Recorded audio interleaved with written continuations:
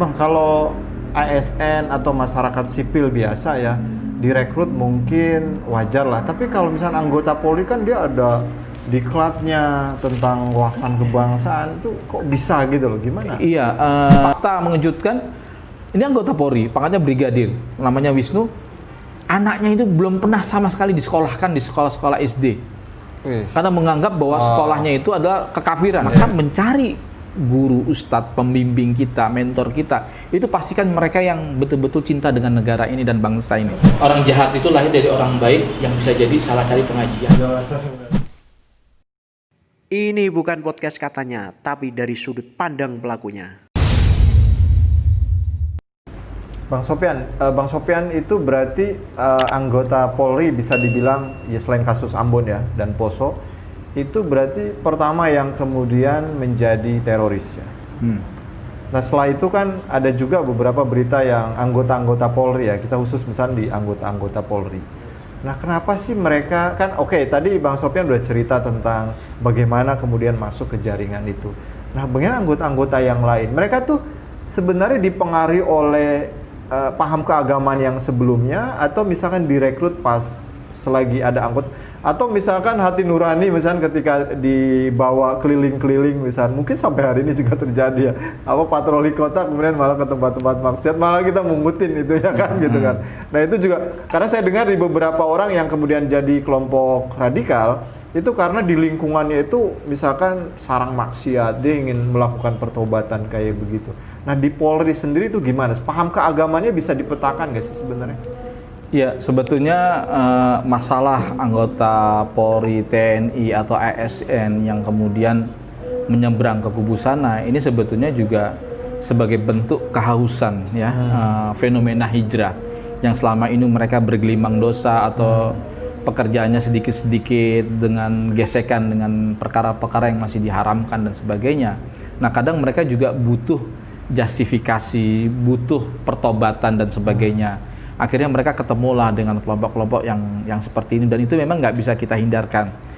Seiring dengan derasnya kemajuan tentang teknologi informasi yang seakan tidak punya batas dan waktu, sehingga kita bisa mengakses misalnya jauh yang 10 kilo, 20 kilo kita bisa akses melalui internet. Mulailah pengajian-pengajian melalui pakai byphone dan sebagainya. Itu kan mulai dikenal di kalangan kelompok teroris, itu termasuk kelompok-kelompok yang menikmati pertama kali adanya teknologi informasi. Kita bisa lihat bagaimana Imam Samudra, lalu kemudian para ikhwan-ikhwan yang lain mengakses internet, lalu menyebarkan gagasan-gagasannya di perang di Afghanistan, di Bosnia, Palestina dan sebagaimana, itu ke seluruh dunia. Dan mulailah itu digandrungi oleh masyarakat urban di perkotaan, hatta termasuk di kepolisian, bahkan di kedinasan, seperti di Setan, di Telkom dan sebagainya. Dan itu marak dakwah-dakwah seperti itu. Munculnya ustadz-ustadz, harokah dan sebagainya, yang kemudian ini termasuk memberikan semacam kesejukan, membawa semacam kehausan ya, air ya bagi pelepas dahaga bagi masyarakat urban seperti itu. Nah, dan itu tidak bisa terelakkan. Bang, kalau ASN atau masyarakat sipil biasa ya, direkrut mungkin wajar lah. Tapi kalau misalnya anggota Polri kan dia ada diklatnya tentang wawasan kebangsaan, itu kok bisa gitu loh, gimana? Iya, polisi, ASN juga masyarakat biasa juga, berasal dari masyarakat. Mereka bergaul juga dengan masyarakat. Mereka juga nggak bisa menolak terhadap derasnya masuknya informasi, adanya HP, gadget dan sebagainya gitu. Dan ini kemudian mereka juga kemudian bisa mengakses juga ke kelompok-kelompok kubu sana yang begitu cepat. Mereka juga punya perangkat-perangkat media. Akhirnya mereka jadi partisan. Dan ini memang nggak bisa dihindari. Problemnya adalah kita tidak menentang mereka untuk jadi orang baik. Kita tidak menentang mereka untuk menjadi orang dai yang punya tanggung jawab kepada ini, karena memang tugas Polri juga sama TNI, bagaimana memimpin masyarakat, memberikan penyerahan kepada masyarakat gitu.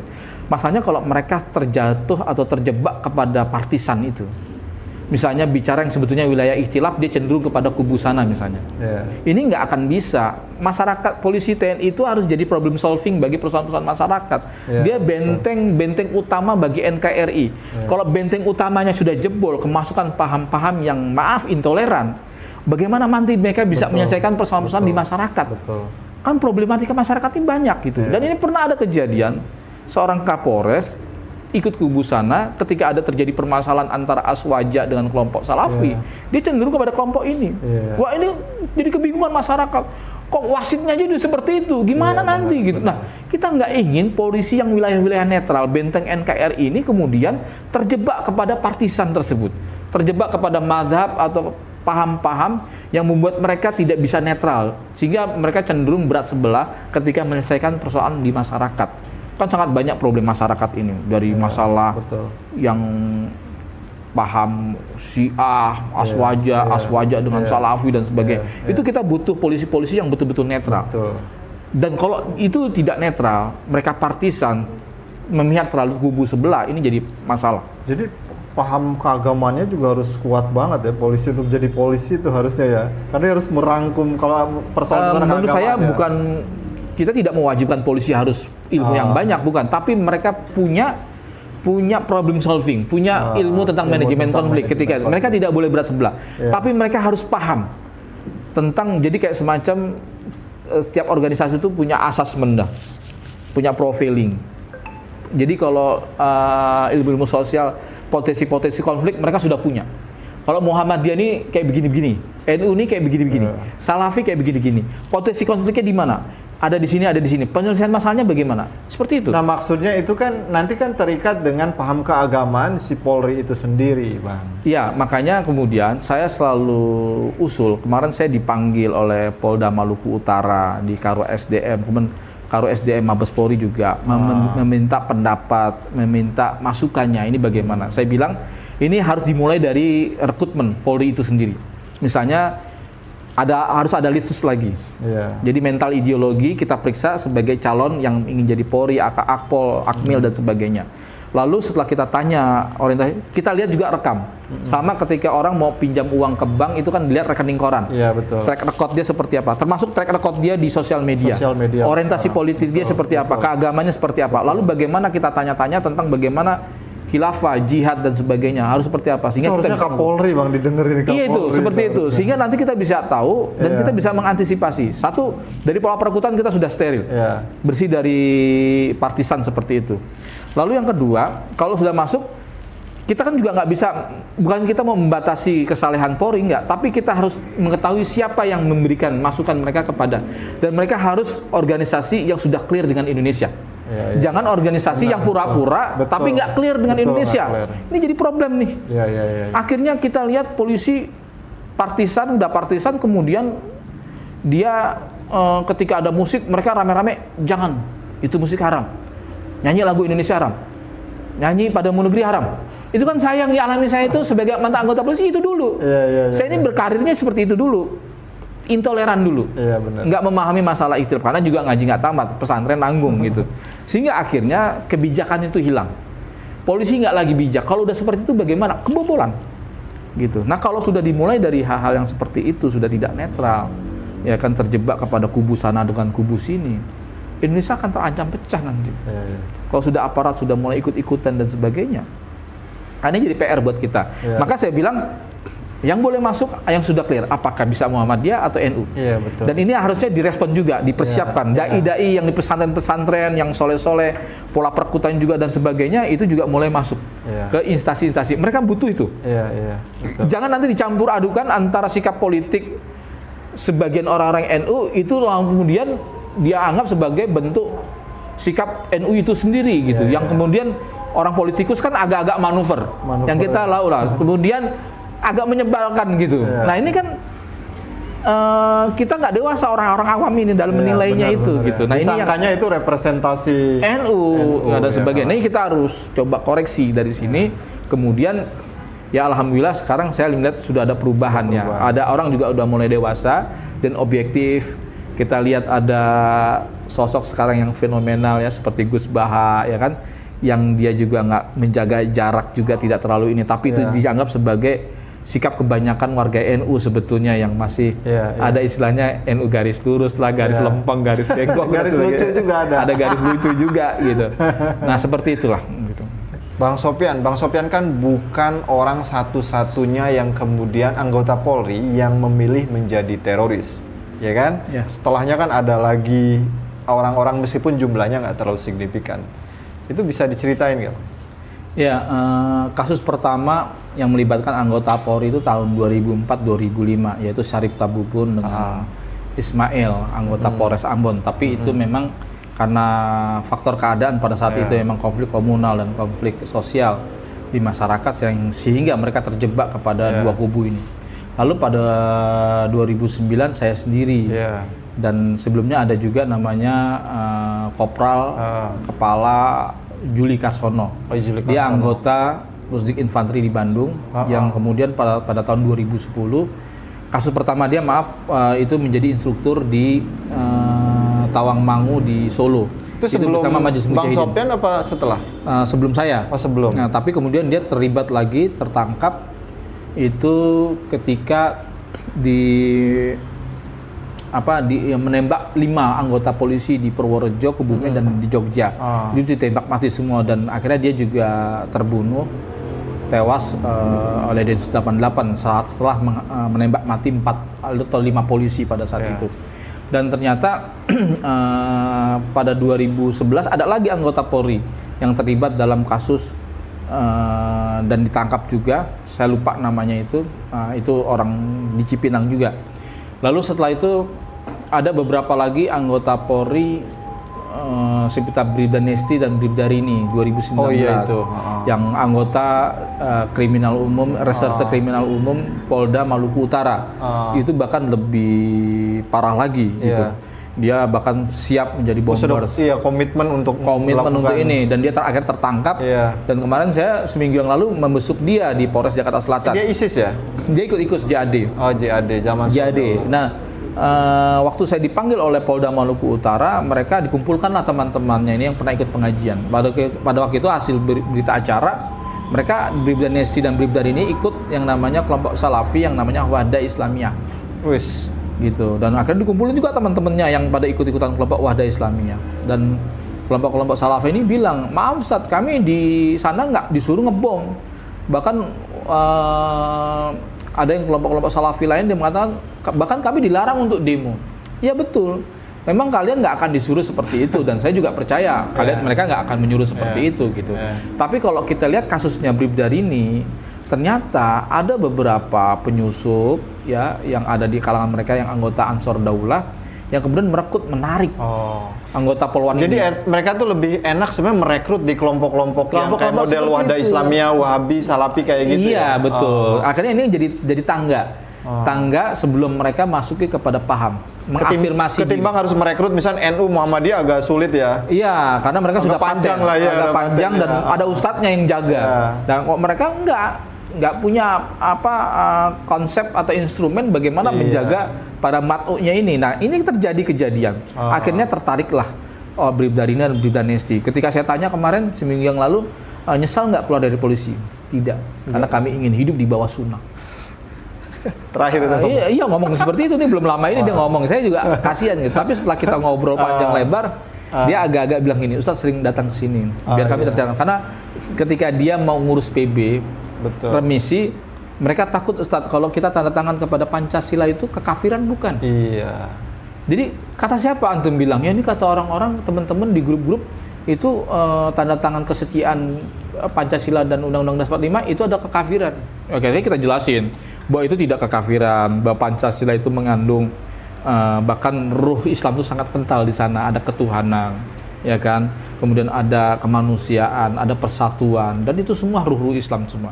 Dan Pancasila ini merupakan kayak klausul, kayak semacam Mitsaqul Madinah, seperti Piagam Madinah. Bagaimana kesepakatan hidup bersama antara paganisme, orang Islam, orang musyrikin dan sebagainya, ada orang Yahudi dan sebagainya bersatu padu bagaimana menjaga kota Madinah. Saya rasa sah-sah saja, makanya Muhammadiyah mengatakan itu sebagai Dahrul Ahdi wa Syahada, atau kalau orang Persis bilang adalah Dahrul Mitsaq, ya, perjanjian. Kalau NU bilang ini adalah Wayulil Amri, ya kan, Bisyaukah gitu, kelompok yang Ya ini darurat, tapi dia punya kekuatan yang bisa menjaga ketentraman, ketertiban gitu, sehingga kita bisa beribadah secara baik, dan itu pengkafiran gitu. Toh kalau memang kita anggap itu kafir, Anda anggap kafir, tapi Anda ini kan mukroh. Mukroh itu orang yang dipaksa atau orang yang ma'dzur, diuzur. Karena penjara itu diuzur, sehingga tidak layak Anda dikafirkan cuma gara-gara tanda tangan seperti itu gitu. Dan jawaban-jawaban itu membuat dia jadi lega gitu, terang gitu. Dan ini kan penting. Nah, ini fenomena yang sangat luar biasa menurut saya di kalangan TNI Polri ya. Kemudian ada anggota Brigadir Wisnu. Dia dulu sempat terkena kasus penipuan di Solo. Kemudian ketika di Surabaya dia ikut dengan kelompok itu dan ikut mengotaki perampokan FAI uang apa yang buat di ATM itu, Skurikor gitu. Dan akhirnya dia tertangkap di Bandung. Dan ternyata fakta mengejutkan, ini anggota Polri, pangkatnya brigadir, namanya Wisnu. Anaknya itu belum pernah sama sekali disekolahkan di sekolah-sekolah SD. Karena menganggap bahwa sekolahnya itu adalah kekafiran. Bahkan anaknya mau didaftarkan ke Ibnu Mas'ud, miliknya Aman Abdurrahman. Yang di Depok apa Bogor ya? Itu yang kalau nggak salah ketangkap di Bandung terakhir itu. Di Bandung pada waktu itu. Yang Ibnu Mas'ud itu ada di Bogor. Iya di Bogor, iya itunya. Jadi ternyata banyak sekali yang nyebrang-nyebrang ke sana ya. Ada juga beberapa kayak anggota TNI yang ada di Jawa Timur juga setelah kasus Dita sekeluarga yang meledakkan diri di gereja, dan salah satu yang tertembak terbunuh itu adalah mantan anggota TNI. Gitu. Jadi ini fenomena apa gitu? Ya itulah mereka mendadak soleh, ingin menjadi orang baik karena salah mencari guru, akhirnya mereka terjatuh kepada pemahaman-pemahaman seperti itu. Jadi ada istilah kalau kata Joker, dia bilang orang baik itu orang jahat itu lahir dari orang baik yang tersakiti. Tapi saya mau tambahin, orang jahat itu lahir dari orang baik yang bisa jadi salah cari pengajian. Maka berhati-hatilah kita ya kepada pemirsa di rumah agar berhati-hati mencari seorang guru nih. Kenapa bisa demikian? Karena ketika kita salah cari guru itu akan menentukan dunia akhirat kita. Tipsnya gimana biar kita nggak salah nyari guru tuh gimana? Iya, pertama pastikan kalau kata nasihat Ustadz Hadi Hidayat, kalau Anda ikut pengajian atau majelis taklim atau halakoh, keluar dari majelis taklim tersebut jadi benci terhadap orang-orang di luar kelompok Anda, maka tinggalin. Tinggalkan. Betul. Itu kata Gus Bah, tinggalin saja. Kata si Ustadz Hadi Hidayat. Gitu. Jadi kalau ngaji ini kan sebenarnya menambah prestasi, menambah semangat, menjadi baik, menjadi sayang kepada kaum muslimin lainnya. Bukan bertambah ngaji bertambah prestasinya menurun, menjadi masalah bagi lingkungannya, ya menjadi benci dengan negara ini. Pulang mengkafirkan ini salah. Kopar kafir. Wah ini kan gitu. kacau nih kalau kayak begini nih. Seharusnya orang ngaji itu jadi baik. Jadi baik. Bukan jadi malah kacau nih, jadi sumbu pendek, marah-marah dan sebagainya. Enggak. Jadi orang ngaji itu menjadi baik gitu. Nah ini pastikan guru Anda. Pastikan. Makanya kemudian saya tadi katakan dari 3.500 teroris ini, kenapa jargonnya kembali kepada Al-Quran As-Sunnah? Karena memang masalahnya siapa sebetulnya yang bisa mengkaji Al-Quran As-Sunnah ini? Ya tentu para ulama. Maka mencari guru, ustadz, pembimbing kita, mentor kita, itu pastikan mereka yang betul-betul cinta dengan negara ini dan bangsa ini. Ketika kita mendapatkan mereka yang belum clear dengan Indonesia, belum nggak mencintai Indonesia, Anda pun juga akan jadi memusuhi banyak orang nantinya ke depan, dan ini tidak kita inginkan. Kita tidak ingin TNI Polri punya murabi, punya pembimbing orang-orang yang belum clear dengan NKRI, dengan 4 pilar bangsa ini, belum memahami kondisi mazhab akidah mayoritas ya yang mazhab Syafi'iyah dan akidahnya Asy'ariyah, ya mereka akan terjadi terus benturan, dan kita tidak ingin mereka terbentur ya, berbenturan dengan masyarakat luas yang punya mazhab Syafi'i dan akidahnya Asy'ariyah. Karena itu salah satu perintah Nabi adalah khatibunas ala qadri biuqulihim. Bergaullah, berinteraksilah atau berbicaralah dengan manusia sesuai dengan kadar intelektualitas mereka. Jangan sampai kita bawa paham-paham yang nggak dikenal di masyarakat kita. Masyarakat kita masih cinta Nabi dengan merayakan Maulid Nabi. Ya, ketika ada saudaranya atau orang yang dicintainya meninggal dunia, mereka mendagangkan tahlilan dan sebagainya. Jangan lantas kita terburu-buru membitah-bitahkan itu. Anda akan berhadapan dengan masyarakat Indonesia. Gitu. Itu maksud saya seperti itu. Bang Sofyan, untuk kemudian menjadi sekarang ini berarti Bang Sofyan tidak setuju ya tidak mendukung terkait dengan ideologi teroris yang dulu di ini ya. Ya. Itu bahasanya apa? Sudah meninggalkan gitu ya. Hijrah yang kedua kalinya. Hijrah yang kedua kalinya. Nah, itu kan untuk bisa kemudian meninggalkan ideologi lama, itu kan prosesnya cepat apa bisa lama? Tergantung ya, tergantung kita mau membuka diri atau tidak. Selama kita masih menutup diri, itu akan tentu lama. Oh, kuncinya membuka diri. Membuka diri. Coba kita dengarkan dari pihak yang lain. Kita coba insaf, kita coba adil. Jangan kubu sini. Nah, kebetulan pemahaman kita itu terlanjur fatalistik, terjebak kepada satu pemahaman. Maka betul kata Gus Baha itu dalam sering dikatakan kalau orang fikih tanpa tasawuf itu bikin marahi atos atine, ya kan? Tapi kalau tasawuf aja nggak mempelajari fikih, maka dia cenderung sesat, bisa jadi zindik dia, gitu. Nah sama, kita kelompok jihadis, ya, yang menggaungkan jihad, itu kok terlalu jihad terus, perang terus, itu kita jadi sadis. Kalau nggak diimbangi dengan manajemen kolbu, menata hati, tentang tasawuf, mengelola hati bagaimana, itu kita akan cenderung jadi jahat gitu, cenderung jadi sadis, hilang rasa kemanusiaan kita. Maka bersikaplah tawazun, seimbang, jangan berat sebelah, karena itu juga dilarang oleh Allah. Ya kan, afatu'minuna bi ba'dil kitab wa takfuruna bi ba'din. Apakah kamu akan beriman sebagian atau kafir sebagian? Gitu, kita nggak boleh gitu berat sebelah, kita tetap harus tawazun. Nah makanya kemudian berinsaf lah. Kita sekarang mengajak ikhwan-ikhwan bukan dari ke kanan ke kiri, tapi kita ngajak ikhwan-ikhwannya dari kanan ke tengah-tengah. Bagaimana sikap tawasud? Karena memang masa depan umat ini akan ada di tangan tawasud, di tengah-tengah itu. Adapun yang cenderung ekstrim kanan maupun ekstrim kiri, yang terlalu keras maupun terlalu yang menggampang-gampangkan, itu juga akan gagal semua. Nggak punya masa depan lah. Maka kata Rasulullah, halakal mutanatiun. Celakalah orang yang ekstrim, celakalah orang yang ekstrim, celakalah orang yang ekstrim. Gitu. Dan kata Rasulullah, inna dinna yusrun lan yushadda dina ahadun illa ghalabau. Agama Islam ini mudah, banyak memberikan kemudahan, menyelesaikan banyak problematika sosial dan sebagainya. Maka tidaklah sekali-kali di antar kalian yang bersusah-susah, bersulit-sulit dalam beragama illa ghalabau, kecuali dia akan dikalahkan. Makanya jangan ekstrim gitu. Karena ini akan membinasakan kita gitu. Jadi hemat saya harus bersikap di tengah-tengah.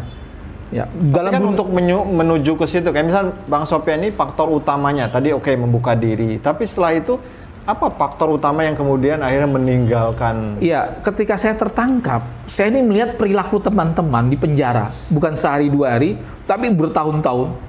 Itu ketika berselisih pendapat, itu langsung mengatakan memvonis. Bahkan dia nggak lagi menjawab salam kita. Artinya kan kalau udah nggak menjawab salam kita, berarti kita sudah dikafirkan. Apalagi ada kaidah di kalangan mereka yang didistorsi, disimpangkan, misalnya man lam yukafir, au syakka fi kufri fa huwa kafir. Barang siapa tidak mengkafirkan orang kafir atau ragu-ragu dengan kekafirannya, maka antum kafir. Sofyan, antum mengkafirkan polisi, tentara nggak? Saya bilang enggak, ini masalah rincian ini. Bahkan kalau kita tarji dari beberapa pendapat yang mengkafirkan, ada yang tidak mengkafirkan, itu yang lebih kuat misalnya dia tidak kafir. Anda jangan samakan cara berdalil seperti kaum-kaum takfir itu yang mengatakan inna fir'auna wa hamana wa junudahu makanu khotin, sungguhnya Fir'aun, Haman dan tentaranya adalah orang yang salah. Ini khitabnya buat orang-orang kafir asli, lalu di copy paste dijadikan buat polisi tentara hari ini yang keimanannya, keislamannya itu kan bertingkat-tingkat, kesalahannya nggak satu derajat gitu. Ini cara berdalil yang salah. Oh nggak bisa, kalau begitu antum ausyaka fi kufrihi fa huwa kafir. Antum ragu-ragu dengan kekafirannya, maka antum kafir. Wah ini kan cara-cara berdalil yang kelihatannya berdalil tapi kacau semua gitu. Makanya membedah kelompok ini dengan usul fikih, dengan ilmu. Nah itulah sedikit berselisih, akhirnya mereka mudah mengkafirkan. Satu itu. Dua, mereka ini nggak sholat di masjid pada umumnya. Kenapa antum nggak sholat masjid? Antum bicara kebenaran, bicara tentang apa saja gitu. Tapi kok antum nggak pernah sholat ke masjid? Wah, masjidnya di luar. Itu ada ahlu bid'ah. Itu ada amalan-amalan syirik dan sebagainya. Yang keempat, yang ketiga, mereka banyak kawin itu tanpa wali. Loh kenapa? Karena bapaknya PNS. Bapaknya TNI. Bapaknya guru PKP guru Pancasila, PMP gitu. Itu kafir gitu. Ini gimana gitu. Nah, dari interaksi itulah saya melihat ini memang takfiri.